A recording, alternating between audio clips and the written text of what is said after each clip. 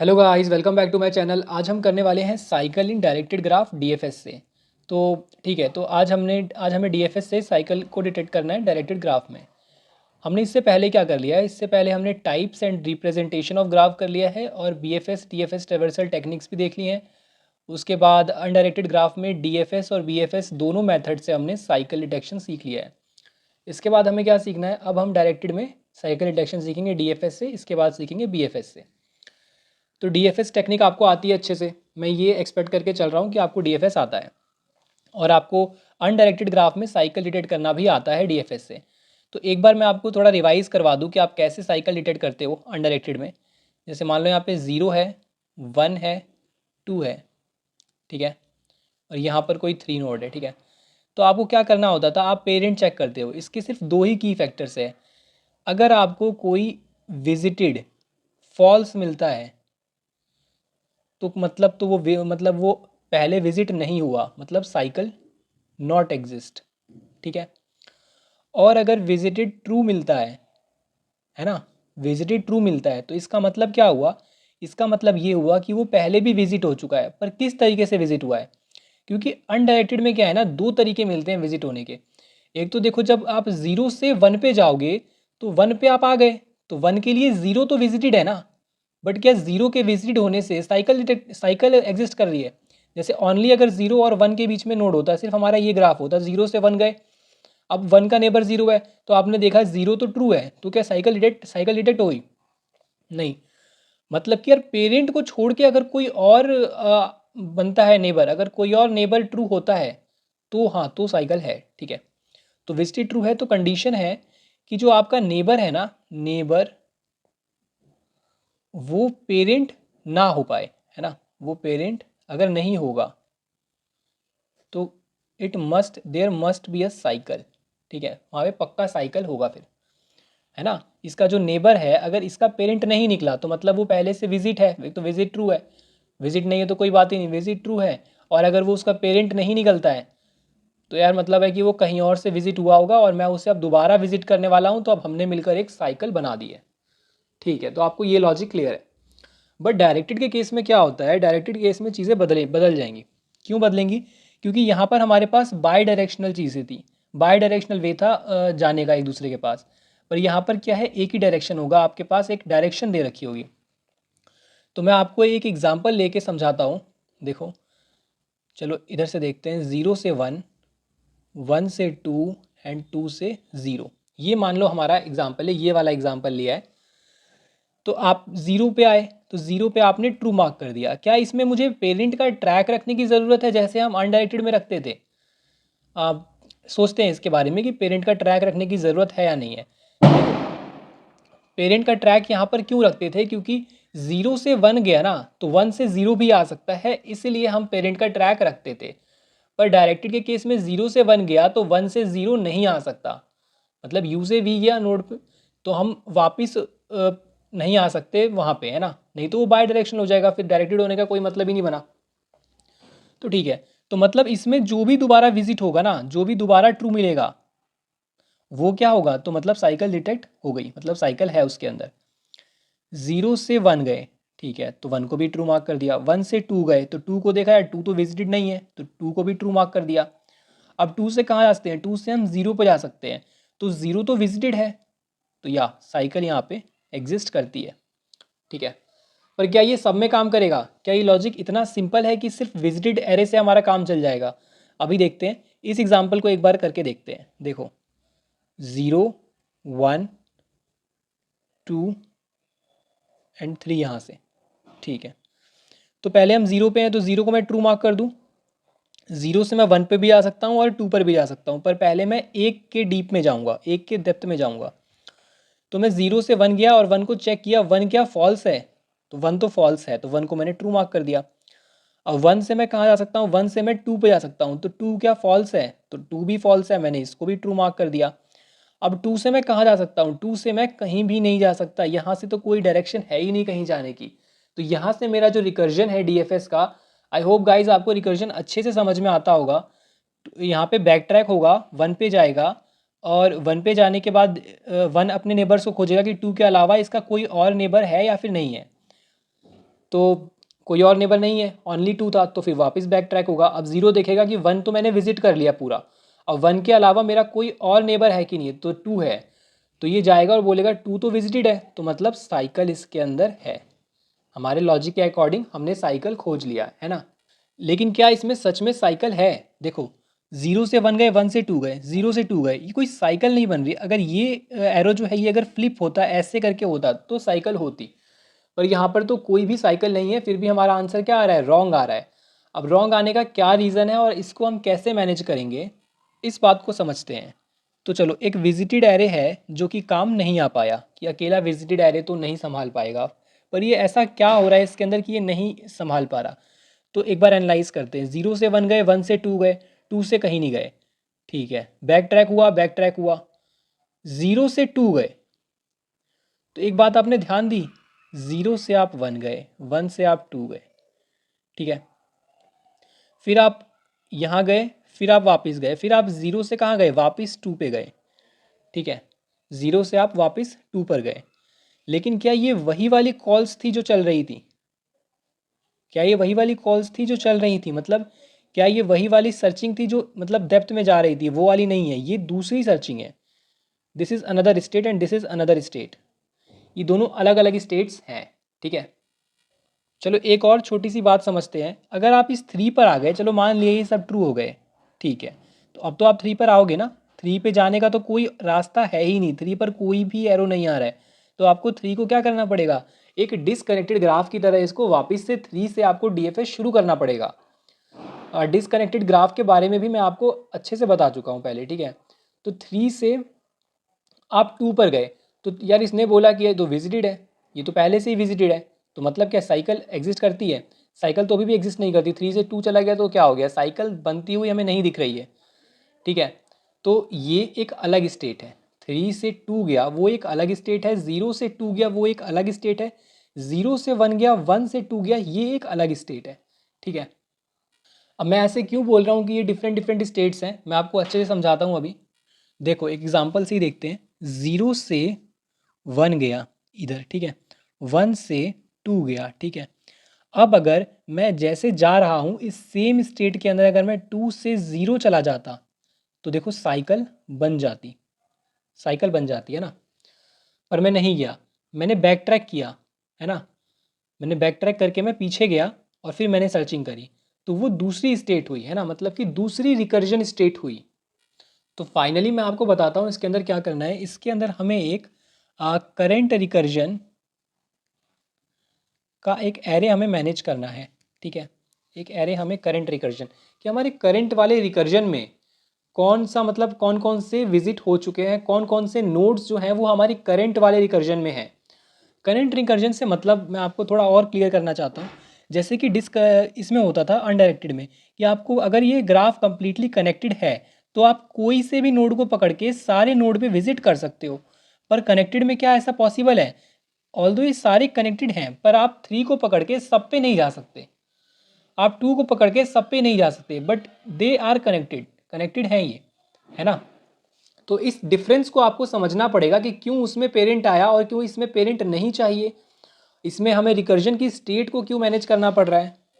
तो मतलब देखो सिर्फ इतना है। अब ये कैसे काम करके हमें दे देगा वो उस बात पे समझते हैं। देखो इस एम्बिगिटी को मैं दूर करूँगा यहाँ पे। यहाँ पर मान लो करेंट रिकर्जन एक मेरे पास एरे रहेगा, विजिट एरे की तरह, बिल्कुल सिंपल विजिट एरे की तरह रहेगा ये भी, ठीक है। मैं ज़ीरो पे आया, मैंने ज़ीरो को ट्रू मार्क कर दिया, मैंने ज़ीरो को यहाँ पे ट्रू मार्क कर दिया, ठीक है। और मैंने बोला कि मेरी रिकर्जन शुरू हो गई, तो चलो ये मेरे अभी रिकर्जन में आ गया है, अभी वाले रिकर्जन में ये आ चुका है। फिर 0 से 1 पे गए, तो 1 को भी मैंने ट्रू मार्क कर दिया, और 1 भी देखो मेरे अभी करंट वाले रिकर्जन में है, तो ट्रू आ गए। उसके बाद मैं 1 से 2 पर गया, तो 2 वाला भी मेरा अभी करंट रिकर्जन में, मैं इसको भी ट्रू मार्क कर दूंगा, और यहाँ पर भी मैं ट्रू मार्क कर दूंगा कि ये भी मेरे करंट रिकर्जन में है, ठीक है। इतना समझ में आया आपको? अब 2 पे आने के बाद हमारे पास कोई भी नेबर नहीं बचा। अब कोई भी नेबर नहीं बचा तो क्या होगा? तो बैक ट्रैक होगा, और बैक ट्रैक करते टाइम मैं क्या करूँगा कि यार अब 2 की स्टेट जो है वो ख़त्म हो रही है, 2 की अभी वाली स्टेट जो है वो ख़त्म हो रही है, तो इसको क्या करो, इसको फॉल्स मार्क कर दो। क्या मैं विजिटेड में भी फॉल्स मार्क कर दूंगा? बिल्कुल ज़रूरत नहीं है, क्योंकि वो विजिट हो चुका है। हमें विजिटेड एरे का गोल सिर्फ इतना है कि पता करें कि कोई नोड एक बार भी आ चुका है या नहीं आ चुका, तो इसमें तो नहीं करना। करंट रिकर्जन का गोल ये है कि ये करंट वाली स्टेट को मैनेज करेगा कि अभी क्या बैक ट्रैक हो चुका है, क्या हम उस स्टेट से वापस आ चुके हैं, मतलब जिस स्टेट में हम रहेंगे ना ये उसको ट्रू करके चलेगा। अभी आप जीरो से आप छूटे नहीं हो, जीरो से आप वन पे गए हो, वन से आप टू पर गए हो, टू से आपको कहीं भी जाने को नहीं मिला तो आप वापस टू पर आए हो और टू से आप वन पर गए हो, है ना। तो टू का तो स्टेट हट गया ना, हट गया तो फॉल्स मार्क कर देंगे। वन का है क्या, वन का कोई और नेबर नहीं है तो वन से भी बैक ट्रैक होगा, तो वन का भी स्टेट अब हट गया तो वन को भी मैं फॉल्स मार्क कर दूंगा। और अब मैं आऊँगा ज़ीरो पर, ठीक है। तो ज़ीरो क्या बोलेगा, ज़ीरो तो यार अभी मेरा स्टेट तो देखो है, ठीक है। तो ज़ीरो आएगा टू पे तो मैं इसको ट्रू ही रहने दूंगा। ज़ीरो दोबारा टू पे आएगा और टू क्या है, टू विजिटेड है, तो या टू तो विजिटेड है, विजिटेड एरे बताएगा टू जो है वो विजिटेड है। एंड करंट क्या वो मेरे करंट रिकर्जन वाले एरे में भी है, मतलब कि क्या वो करंट वाला है, मतलब जो मैं अभी चला रहा हूँ एक साइकिल, एक एक डेप्थ फर्स्ट सर्च जो मैं चला रहा हूँ, क्या उसमें वो ट्रू है, नहीं उसमें वो ट्रू नहीं है, ठीक है। तो यहाँ पे ये फॉल्स है। अगर यहाँ पे भी ये ट्रू होता है और यहाँ पर भी ये ट्रू होता है तो साइकिल ज़रूर ज़रूर एग्जिस्ट करती है। हम एक और ड्राई रन करके देखेंगे, आप बिल्कुल टेंशन मत लो, ठीक है। तो फॉल्स हो गया। अब उसके बाद टू पे आ गए वापस, तो टू से वापस बैक ट्रैक होगा और ज़ीरो तो फिर बैक ट्रैक हो जाएगा, ज़ीरो के भी ख़त्म हो गए सारे नेबर्स, तो ज़ीरो भी यहाँ से अब फॉल्स हो जाएगा, ठीक है। इसके बाद हम वन पे भी जाएंगे, जैसे कि हम डिसकनेक्टेड ग्राफ को मैनेज करते थे। टू पर जाएंगे, already visited, one is already visited, and then we will go to three.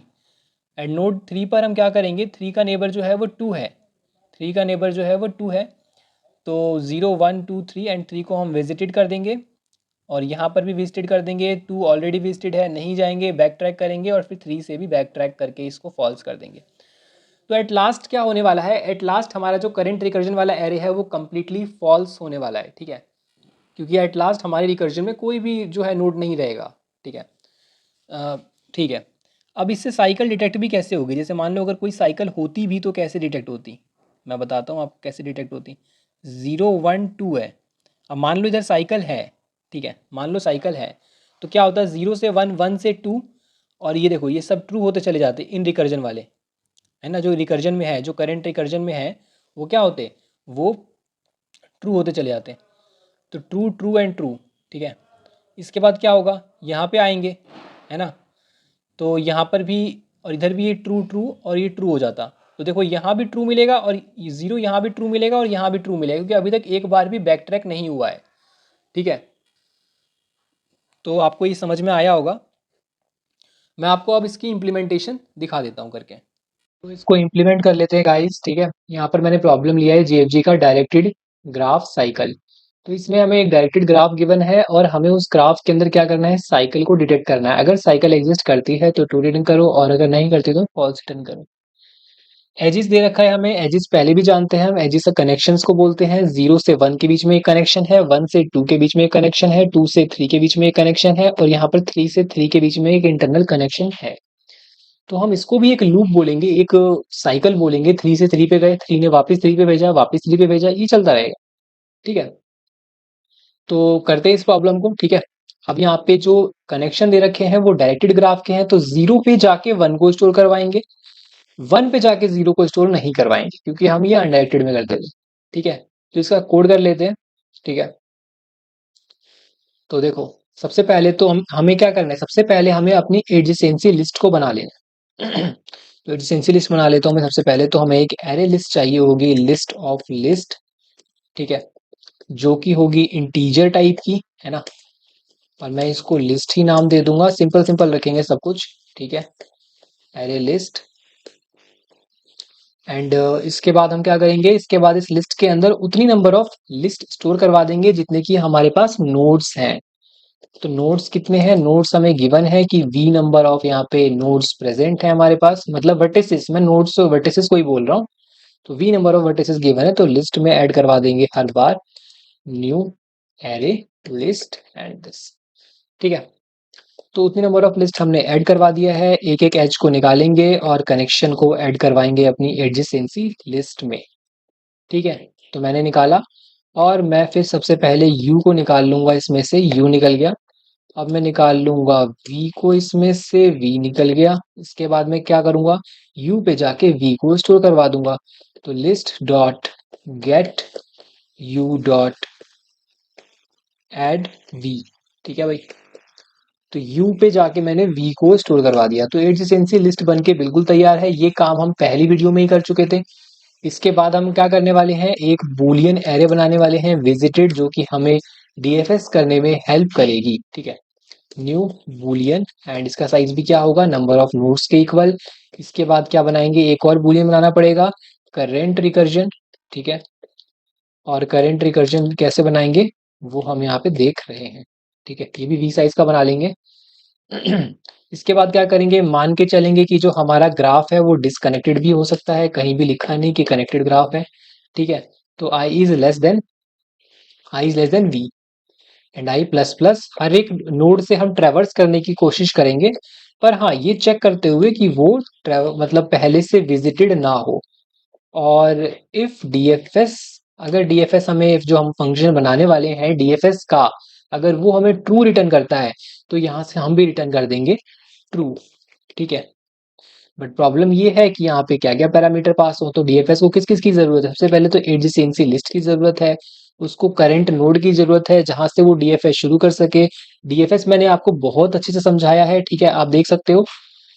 आई और इसके बाद विजिट डायरी की जरूरत है जो कि ट्रैक रखेगा नोड विजिटेड है या नहीं है। इसके बाद करंट रिकर्जन की जरूरत है क्योंकि वो ट्रैक रखेगा कि अभी जो हमारा डीएफएस चल रहा है क्या वो मेरी इसी कॉल में है, क्योंकि एक डीएफएस कॉल के अंदर हम क्या करेंगे, एक रिकर्जन स्टेट के अंदर हम चीजों को मैनेज कर रहे हैं। और यहां पर मैं लास्ट में रिटर्न कर दूंगा फॉल्स, ठीक है। इसके बाद क्या करेंगे, अपना डीएफएस फंक्शन बना लेंगे, वो भी मैं जल्दी से बना लेता हूँ, ठीक है। और इसके अंदर क्या आएगा, एक एरे लिस्ट आएगा, ठीक है। बहुत सारा टाइप करना पड़ता है ग्राफ में, ठीक है। ग्राफ में टाइप करने में ही काफ़ी टाइम जाता है, तो आप अपनी टाइपिंग स्पीड ज़रूर ठीक रखना, ठीक है। तभी आप ग्राफ के प्रॉब्लम्स भी काफ़ी जल्दी जल्दी कर पाओगे। तो विजिटेड एरे है, इसके बाद करंट रिकर्जन है, ठीक है। टाइपिंग में ज़रूरी है कि आप एक्यूरेसी पे ज़्यादा फोकस करो इंस्टीड ऑफ फास्ट टाइपिंग, ठीक है। अब क्या करेंगे, देखो इसके अंदर आ गए। अब इसके बाद क्या करेंगे, विजिटेड एरे को ट्रू करेंगे, क्योंकि अभी वाला जो करंट वाला एलिमेंट है वो क्या है, वो विजिट है भाई, विजिटेड है, उसकी स्टेट चल रही है ना।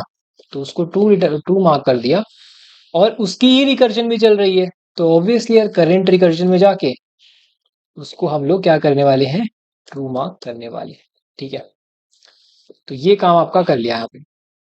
इसके बाद क्या होगा, फॉर इंट नेबर, जैसे हम डीएफएस में करते हैं, नॉर्मल डीएफएस जो है हमारा लिस्ट के करंट वाले लिस्ट पे जाकर, मतलब करंट के सारे नेबर्स पे जाके ट्रेवर्स कर रहे हैं, ठीक है। करंट के सारे नेबर्स पे जाके ट्रेवर्स कर रहे हैं कि वो विजिटेड है या फिर नहीं है, ठीक है। तो अगर नेबर विजिटेड नहीं है तो सिंपल है यार, डीएफएस कॉल करो, है ना। डीएफएस में क्या क्या आएगा, लिस्ट, एंड करंट की जगह आएगा neighbour, and visited as it is रहेगा, करंट रिकर्जन भी एज इट इज रहेगा, ठीक है। और अगर यहाँ से मुझे मिलता है ट्रू तो मैं यहाँ से भी रिटर्न करूंगा ट्रू। इसके बाद क्या करना है, इसके बाद देखो दोनों इफ कंडीशन हो गई, एल्स में लिखेंगे।